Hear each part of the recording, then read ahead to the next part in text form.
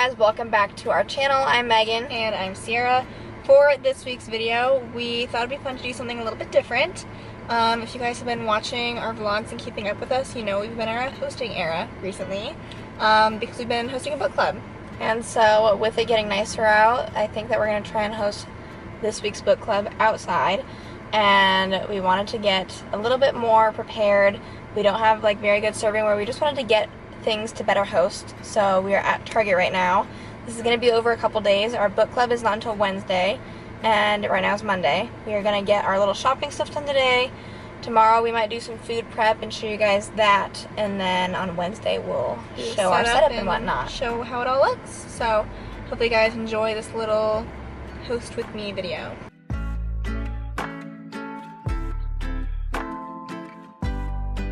Okay, we're going to do a quick haul while we load stuff into the car of what we got. Thought it was a pretty successful trip. Our theme is blue. Got a blue beach towel and a blue tablecloth. I'm not going to get it out. We got a couple different things for drinks. This thing for ice and canned drinks. And we got two of these pitchers for lemonade and Hawaiian punch. And then this is a bunch of serving utensils and a bug thing. And then these are just more serving trays. Welcome back to day 2 of hosting with us. Today is our food prep day, so I'm going to start by making some cowboy caviar. Megan's going to prep some of the taco meats. We need to prep some vegetables, make some lemonade, and then I also stopped at my grandma's house to pick up a folding table for setup tomorrow. And she has a, like, I don't know if they're technically crock pots or just like those things that keep things warm. I picked that up so we can have somewhere to store our meats tomorrow. Okay, I'm done cooking the meats, so they're just cooling before I put them in the fridge. Sierra's still doing the cowboy caviar. I'm going to start juicing some of these limes. Or, do you need this lime? The lemons for the lemonade. I need the lime. And Sierra needs the lime. I do not have an available liquid cup, so here we go. I also don't have a juicer, so everything should be added for the cowboy caviar. So I think I just need to mix it all together. And the good news is that we have to transfer this to another bowl when we're serving tomorrow, so it'll at least kind of like we can mix it when we're pouring it too. Delicious. Here it is all mixed up. We're kind of trying to do the not so fun part of hosting and all this prep and whatnot, and that's the cleaning. But lemonade should be done shortly. I have to let the water sugar syrup thing settle after the sugar has been dissolved, so I got 5 more minutes for that to cool down. Then I'll mix the juice and the water all together. We may have underestimated how much it's going to take to fill this thing. Right now I'm still 1 cup short of the recipe because we didn't have quite a cup of lemon juice, so I was going to like mix this and see how it tastes. But it is Wednesday. It is book club day, which means I need to do a last little Target run to make sure we get everything. I need to get ice, more lemonade. I also am going to try and get some of the True Fruit snacks that Sierra tried a little bit ago because those are really good. So I think that'd be a fun side option to have as well. It has been sprinkling a little bit, but I think it's mostly going to hold out weather-wise, so fingers crossed it does. But we have like 3 hours until book club, so time to finish getting things put together. I'm going to start getting a few things set up. Sierra's on her way back home. It's 5:30, so I'm doing a little bit of rearranging on our deck. The table, I believe, is still in her car, but we have a hammock stand out here, so I'm putting the hammock out. And then I was just like moving our table that we have out here to a corner. I'm gonna start loading up our taco toppings. Got our tomatoes. You can always add more. Yeah. And we've got cheese. Because there's tomatoes that went in the middle one, I'm gonna put the salsa in there. Then I'm gonna put the small one.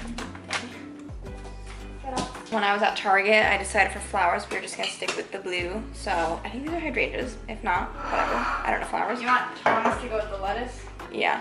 And so I got 2 small vases for that. Sierra brought the table outside, so I mean we could lay the tablecloth down and see if it stays.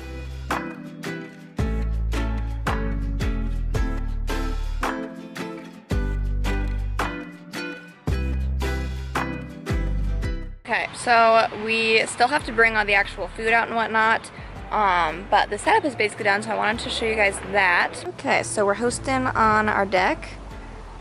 Got our table there with the food, beach chairs. We got this blanket like we showed at Target yesterday. It's a towel technically. And then we got Sierra's hammock up. We will probably get a couple of lawn chairs from our garage, but those are just hocket chairs, so they're not gonna look as good. Guys, this is turning out so cute. So we got drinks on the end. I think we are just gonna do an ice bucket with cans and stuff on the floor. We've got T-minus a half hour. Pay no mind to the non-aesthetic hockey chairs in the corner. Here is how the table turned out. It looks so cute. Our hope is that people show up and are just like, why'd you guys do this?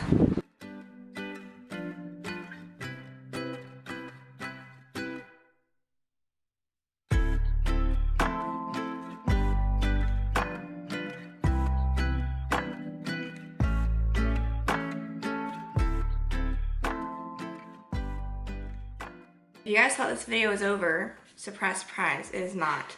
We realized after editing that video together, while it was great and cute and fun, a little short and maybe not just what we wanted to be. But we also didn't want to scrap it because I liked the video, and so we're just going to extend it into like a full bookish type of vlog video. I've seen some popular booktubers do this type of video where it's just like them doing like Book-related things. Book shopping, reading wrap-ups, all that stuff. So we're going to be adding a reading wrap-up and then also potentially a Barnes & Noble run for the video. So we're going to be sharing what we read in May. Also, like I just kind of showed with some slides at the end, if you want to kind of join like an unofficial book club and join us in reading The Measure over like the next month. Sierra and I always talk about the books we're reading on our podcast, so I know some people have like reached out about us trying to do some sort of like book club thing. Never say never, but we just don't know how exactly we would want to organize that right now, and honestly, like, we haven't done any like specific planning either. But it's in the back of our minds as something people might be interested in. If you have an idea of how we might go about doing some sort of like online book club, whether it's just like really like low key, I know people do like Instagram channels and stuff. I don't know. Give us some ideas. So we are going to be doing our May and then like a couple books of June for reading wrap up. First book that I finished in May was The Assassin's Blade by Sarah J. Maas. I finally entered the Throne of Glass world after completely falling in love with ACOTAR. I liked it. I gave it 4 stars. If you're unfamiliar with the Throne of Glass series, which is basically like how I went into it, I was completely blind. And even after reading this, I'm still like, okay, I kind of understand the world and the characters, but I know that there are so many characters I haven't met yet. But I'm trying to like keep it like, it's like I know there's things that I don't know, but I'm trying to like not learn anything. I liked it, but I wasn't like completely in love with it. Did I say give it 4 stars? Yes. And so I'm like holding off on like continuing the series just because I don't want to like just keep like pushing through. Like I want to be back in the mood for it again. I read Remarkably Bright Creatures by Shelby Van Pelt, and I gave it 3.75 stars. I am not much of a literary fiction person. I enjoyed the book. It's essentially about like this older woman works as a cleaning lady at an aquarium. There's an octopus there that like she really gets attached to, and then also there's this like 30-year-old guy who's like kind of not doing the best, like he just doesn't have like a direction in his life, and he decides that he's gonna go to find his estranged father and get money from him, and so he's going to where this same town and like where this lady is, and they kind of cross paths, and it was a good story, but it was one of those things where I'm kind of like, what really is the point? And like that tends to be what I struggle with for literary fiction. Like for romance, I'm waiting for them to end up together. For a mystery thriller, I'm waiting to find out like what the twist is. And for literary fiction, I just struggle sometimes to like just follow the storyline and like take it for what it is. Okay, I also read Ruthless Vows. This is it without the book jacket. And so weird. I was like book jacket. book jacket. This was the second book of the Divine Rivals series. I am someone who really enjoyed Divine Rivals, but I didn't, like, it was not a 5-star book for me. So I just, like, went into the second book feeling pretty, like, if it continues how it was, then I'll be okay. Happy camper. And that's how it felt to me. I was not disappointed in it. I thought it very much fit with the first vibe of the book. But if you were like, the book is a 5-star for Divine Rivals, then maybe this would fall a little flat for you. It's essentially just, like, a continuation of Divine Rivals. I don't really want to say anything else because I don't know like what would be a spoiler for the first book, but I liked it still. I still gave it 4 stars. I gave both of them 4 stars. Then we both read The Hotel Nantucket by Ellen Hildebrand. That was our book club book for last month, and it was our 3rd Ellen Hildebrand book, right? The theme with Ellen Hildebrand from like our experience so far seems to be that like her books are just mostly vibes. They always take place in some sort of like tropical like island getaway. And so the premise for this book, if you didn't know, there's like paranormal stuff kind of going on, but like very, very light. It doesn't really matter. Paranormal. There's essentially like this hotel that's bought by this billionaire on Nantucket, and then he just like hires this like cast and crew of like workers to get the hotel up and running and make it like the best escape ever, because they're like, trying to impress a blogger who like reviews hotels. Yeah, she's never given out 5 keys before. That's how she rates hotels, so they're trying to get the 5th key from her. And so it's just like about them and like the entire staff like trying to make the hotel the best it can be. I think I gave it either 3 or 3.5 stars, and it made me a little more hesitant to keep reading her book. I gave it 4 stars, but like, you know, nothing to write home about. I wouldn't be surprised if you didn't like it. Next book that I read was Heartless Hunter, and I have heard people say it's YA romantasy, but there is like one spice scene, so I'm inclined to say that it is not YA. But basically, it's also called The Crimson Moth in other countries, so wherever you find it, wherever you're located, it basically is in this world where there are witches, but like if you are found out to be a witch, then they execute you. And the main character is obviously a witch, and she's trying to like help get other witches like out of this territory and help save them. And there are also witch hunters that like go around trying to find these witches and like execute them, basically. And obviously the main character is a witch hunter. And so the way that these two get together is they both want information from the other person, and so she's like, oh, he's a witch hunter, he can give me some insight onto like where they're like trying to track these witches, or like where they're hiding them when they do capture them, so that I can help rescue them. And he knows that there's some elusive witch helping, you know, these other witches escape, and he's like, I think it might be her, so if I like start courting her, then maybe I can like get some info and like nail her down for this like witch. They call her the Crimson Moth, is like her elusive name. Meanwhile, they're like fake courting each other, but they like are kind of actually falling in love a little bit. Oh my god. And then also his brother, the witch hunter's brother, is the main female character's friend, and he knows she's a witch, so it's like a little bit of like almost a love triangle, because the best friend's like kind of in love with the main character. So I really enjoyed it. I will plan to continue the series whenever the next books come out. The next book that I read was Powerless by Elsie Silver. It is the 3rd book in the Chestnut Springs series. If you haven't heard of Chestnut Springs, it's a cowboy romance. It's basically like this family owns a ranch, and so there's a bunch of like, there's multiple brothers and a sister, and each book you get like a different love story from them. And so this book followed Jasper and Sloan. And Jasper's actually not one of the brothers. He was kind of like brought in and is like not an adopted brother, but an honorary brother. And he's a famous hockey player. So it is also like, it's kind of a sports romance, but like not really. And Sloan is their cousin, and Jasper's like not related actual family. So no relation. No relation at all. The family makes jokes about it in the book. They're like, you're dating your cousin. But they grew up together essentially, and nothing really happened when they were growing up, but I think they both liked each other. But it was like, he's a little bit older than her, and then he's like, no, like, you're like my little cousin, so that's not gonna happen. He's like, oh no. And then it starts off with like, she's planning on getting married, and she runs out on her wedding day, and he helps her run away. Get away. And I liked the book. I gave it 4 stars, but it was probably my least favorite of the series so far. My favorite is probably Heartless, which was the 2nd one, but I am excited to keep the series going because there are more books still. I think 5. Next book that I read was Crying in H Mart. It's a memoir, and I have officially hit 2 nonfiction books for the year. My goal is 3. It basically follows this Korean-American woman. She's actually a famous musician, which I did not know going into reading this book. I've never heard of her music, but like, I think that's what she's most known for. And she basically just talks about growing up in like a mixed household where she's got her mother's Korean culture, and then her dad's just like, you know, plain old white guy. And she talks about like how food played an important role in like embracing her culture when she's growing up, and how she like tries to embrace her culture that way, because it also talks about her mother getting cancer and then like the process of her like slowly dying. And then like as she loses her mother, and she like loses other family members too on the Korean side, like she just loses touch with her Korean culture and talks about how food has helped her like reconnect to it. The next book I read was The Undertaking of Heart and Mercy by Megan Bannon. I love this book. I gave it 4.5 stars, and it was a very quick read. It's a romantasy, but it's very much like heavy on the romance, light on the fantasy. And essentially it follows Heart as the male main character, and then Mercy is the female main character.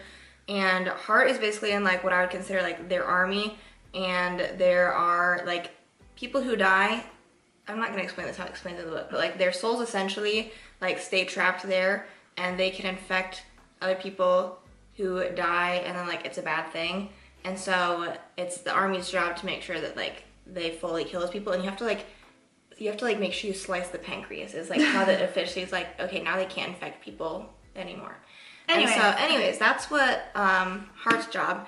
Mercy's job is an undertaker. It's her family's business, and they're basically like mortician people, mortuaries. And so when they kill people, they have to take them to different undertakers to be taken care of. And so that's how they meet and cross paths. They hate each other, and so it's an enemies to lovers situation. It honestly kind of has like a divine rivals component to it, because Hart ends up writing a letter just to like no one, and then for some reason the bird mail carrier takes it to Mercy, and he didn't like sign his name, it just said like to a friend. And so then they start corresponding back and forth to each other, and really this is like a common theme with like, there's another book that I'll get to in a second that like also had letters as a component. Romance ensues. But I liked it a lot, so Sierra's currently reading it now. I don't think she's I haven't even started it, but that's my next book. Next, Meg and I both reread Project Hail Mary within the past month. If you guys have not heard, I don't know how you would not heard us talk about Project Hail Mary.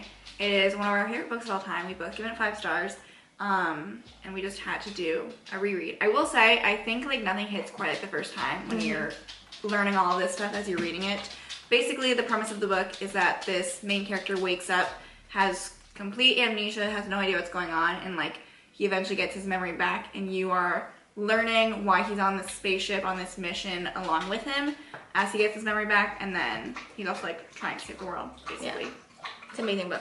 Okay, I read this more as a filler book, but I read All Systems Red by Martha Wells, which is the first in the Murderbot Diaries. It was an extremely short book, like 150 pages, and kind of forgettable. Like essentially it's just like this murder bot is like an AI type of human/machine that this can be rented out to like companies to like help, you know, keep them safe. And so that's his job, but he like he doesn't follow and get all the downloads that he's supposed to like stay under complete control. So he has a little bit of autonomy, and he's kind of like a funny character, so it's fun in that sense to read from his narrative. But I mean, I didn't get super attached. I could see myself continuing the series if I want/need another quick short book like that. But like I gave it 3.5 stars, I think. Last book that I have to update you guys on is You Should Be So Lucky by Kat Sebastian. If you guys watched our New York vlog, you know that I was like, I want to read this book. And then I came back to Des Moines and I found it and I was like, I'm gonna read this book. It's basically a 1950s queer romance where the main male characters, one is a professional baseball player who just got traded from Kansas City to the team in New York, and it's a new starter-up team. He was like really good his rookie year, and now that he's been traded, he's like in this big slump. And then this reporter is living in New York City, and he's told to like cover this guy's like first season on this team and like kind of record his slump essentially, and like, oh, how's he gonna like, is he going to improve throughout the season basically? And so obviously that's how they meet, that's how they interact. And I really enjoyed this one. I actually just finished it this morning, or was it yesterday? No, I finished it yesterday morning. Gave it 4 stars. I just really liked, I mean, part of it is like, the sad part is that like in the 1950s, obviously like they're being very like sly, like neither of them really knows at first like if they're interested in the other, and so like they're being very like sly with like what they're saying to the other until they can both like feel comfortable enough to like reveal their true feelings. They have to be very secretive about when they are getting together and being like, you know, we need people to believe we're still just hanging out like for the purpose of like the interviews and stuff that we're doing. And like some characters kind of start to like catch on, and it's just like the whole dilemma of like, how do we continue this relationship without it causing issues for like Eddie's career in baseball and just all that stuff. So I really enjoyed it, and I would recommend it. The last book that I read most recently was The Last Letter by Rebecca Yarros. I gave it 4 stars. So the male main character, his name is Beckett. He is in the army with Ella's brother, And Beckett doesn't really have any family with him. Like, he basically just has the army and that's it. And so Ella's brother tells her that, like, if you want to write to another person, like, he would be a good person to write to just to, like, keep company. So they start corresponding via letters, and he always just signs with his call sign Chaos, so he never actually says what his name is. And then, sadly, Ella's brother ends up dying in action, and then Chaos stops writing her back. She thinks that Chaos probably died too, like on the same mission that her brother was on. And in the army, I guess that you leave like a last letter to, like, if something happens to you, then you can like have someone read your final words, I guess.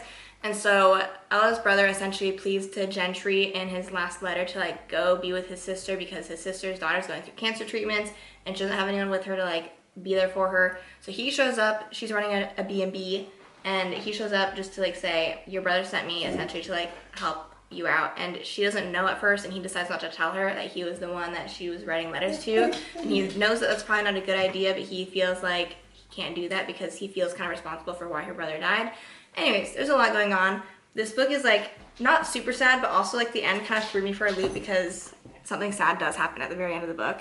But overall, I would still recommend it, and it was a good book. And I think we need to be done now because Vegas is wanting some attention.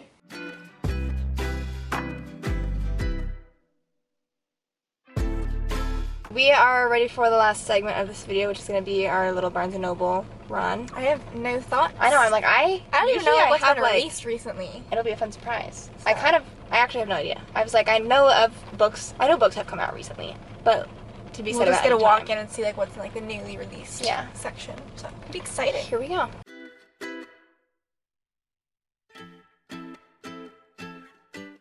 We walk in, first thing we see is our book club book for next month. And perfect for book clubs.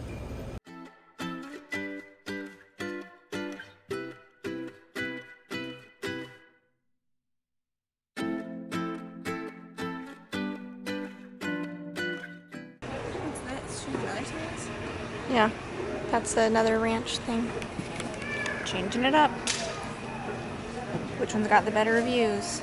This one has better reviews, so I think... She likes the cover I that one know. more. And Sarah Crowley was reading this, but I know she's also read that one. Doing the swap? Confirming? I think so. Your current read right now? It's gone. Oh. It's empty. Naturals, but they don't have the first one.